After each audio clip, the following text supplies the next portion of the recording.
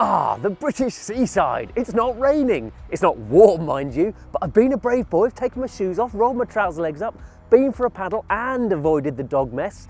All I need now is an ice cream, and I think I've spotted something over there.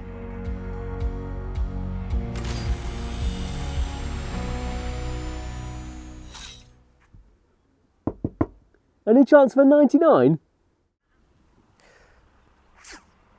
Look, I'm not going to get served, am I? Because this is not an ice cream van, it's the new Volkswagen id.buzz. So we're going to go for a drive and then we're going to take it and show some people, because the kind of people that hang out at the British seaside love a VW van. Where'd I put my shoes?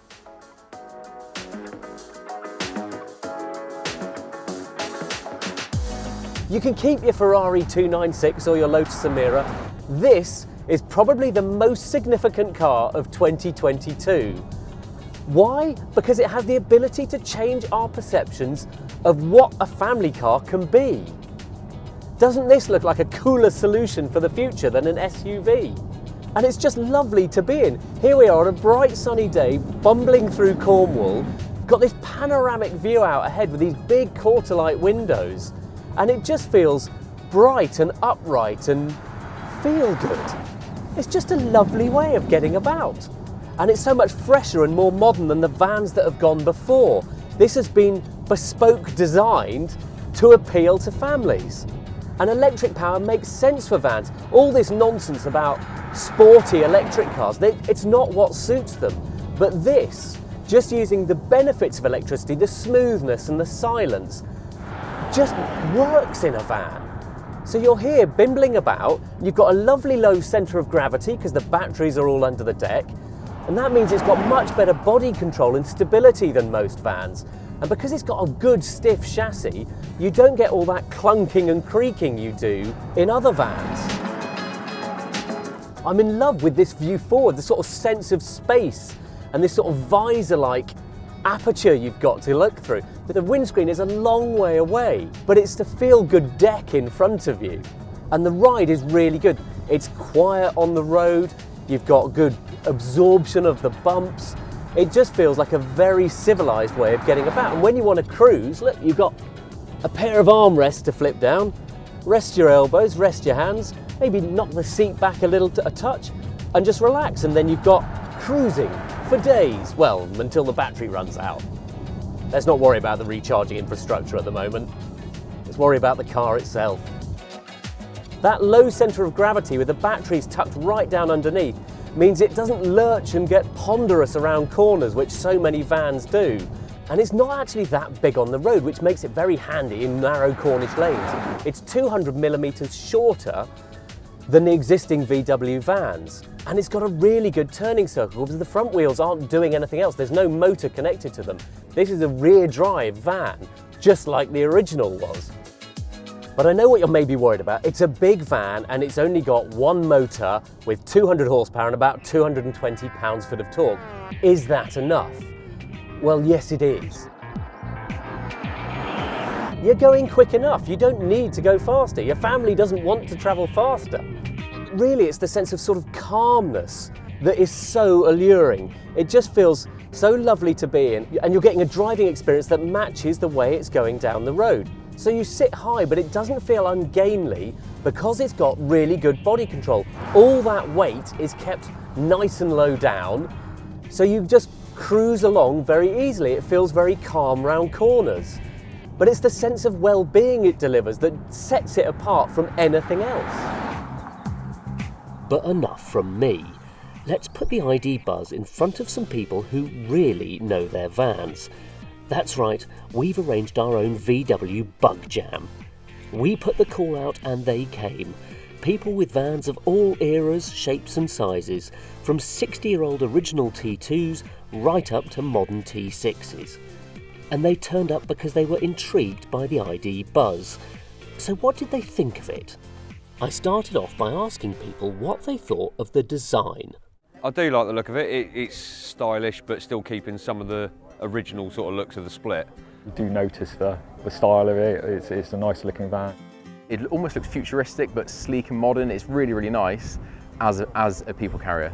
It's beautiful, it's stunning. It reminds me of an old bay window or a split screen at the end of the day, which I'm guessing that's what Volkswagen have gone for. I think the front, the big mouth, I'm not really keen on the big mouth. It sounds awful, but I'd like it to be a little bit more like the Split, sorry. I don't like them all shiny. You don't know what's hiding, do you? Yes, it's got the modern nuances, which I really like, but it's still got very much the reminiscence of the original van as it came off the production line in 1950. Full circle from the old split screen to a modern day version of that. It's very interesting as a vehicle. Yeah. I must say, it's in real life, it's much nicer than it looks on the photographs, first of all. But I've been following this for the last 6 years or so I've seen lots of different versions of it. The one I hoped to see was more like the T2. It was a lot rounder. This one, I think it's beautiful, but I can see the utilitarian part of it. It looks like it can be used as a van, as opposed to the old vans. You could never imagine them being used as a van. I like the look of the id.buzz. I think it looks great. I have some concerns, obviously, with the battery technology and the size of battery and the range. Next question, how's the cabin? It's quite minimalistic almost, there's not too much to it, but it feels nice, it feels comfy, it feels very modern, quite big, quite open. You can see, you've got a really good view. I do like the screen, it's really clear and easy to use. I like the space around you, I like the fact you can remove the centre console, so that if you want to walk through to the back, a bit like you can with mine, you can walk through to the back and get the children when it's raining outside and sort things out. I do like that. And the boot space is amazing. I mean, I could put a mattress in there and sleep in it quite happily. The boot is amazing, really big. Because usually modern vans, because they have a great big engine up the front, you end up with something, the inside is compromised. The inside of this seems quite big still. And you've got this kind of wooden effect here, which is kind of harking a little bit back to the past. It's comfortable, it's really, you know, just everything's presented well, it looks nice. You know, looking at it, I do like the big screen, I would say, to show you the maps and that sort of thing would be great, because obviously the ones we have in the normal T6s and T5s are quite small. I do love the armrests coming down, same as the Volkswagens, which are better than most other vehicles. I do like the layout, it is a comfortable position.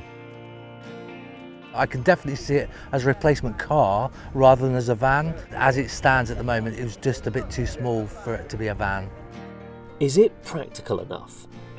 It seems quite compact and small for space, more like an SUV than a van as such. I think it does feel more of a car-like than van-like, to be fair. If it was for a camper, I think it could do with being a little bit bigger. It might be a bit tight to have like a sleeping situation in it.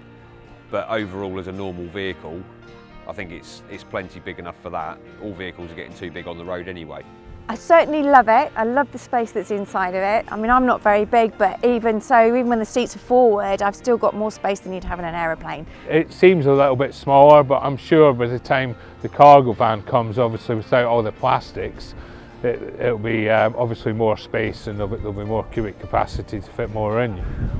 As a converter, it's a bit on the small side. You know, it's only 4 cubic metres. We've chosen that long wheelbase because we've got a dog, so we can have our bed up and have the dog's bed in the same place. So having a long wheelbase is absolutely no-brainer for us. It has to be bigger. So making the Buzz that bit bigger will make it more attractive to us, certainly.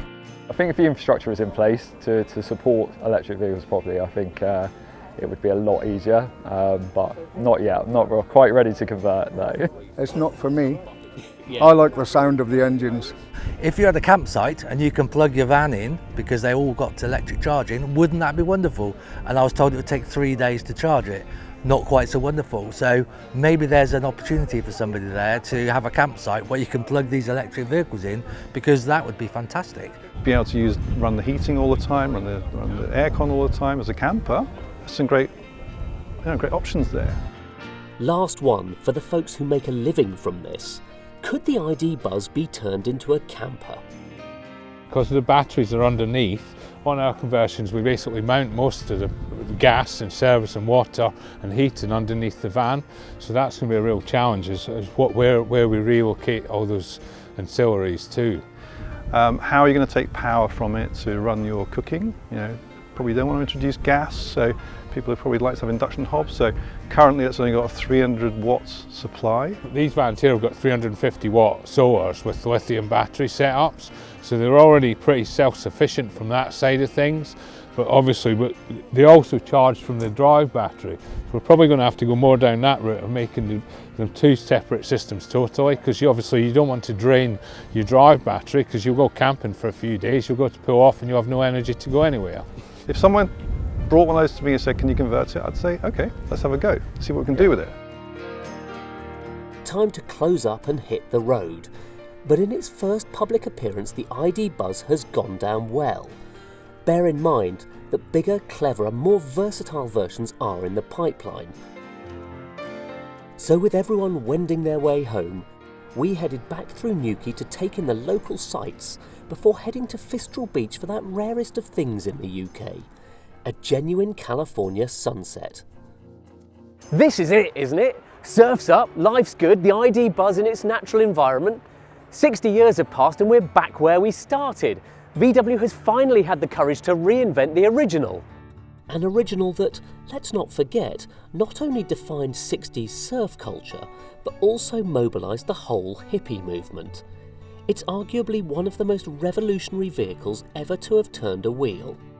Time will tell if the id.buzz is the cusp of another revolution. I know it's not as big inside as many people were hoping, but don't look back and compare this to the diesel vans that have gone before. I know this looks like a van and acts like a van and riffs heavily on the van theme, but underneath, it's just a brilliantly useful family car. Way better packaged and more spacious than any SUV, clean and simple to drive, and most importantly, fun to be in and around. And that is why it's our electric car of the year.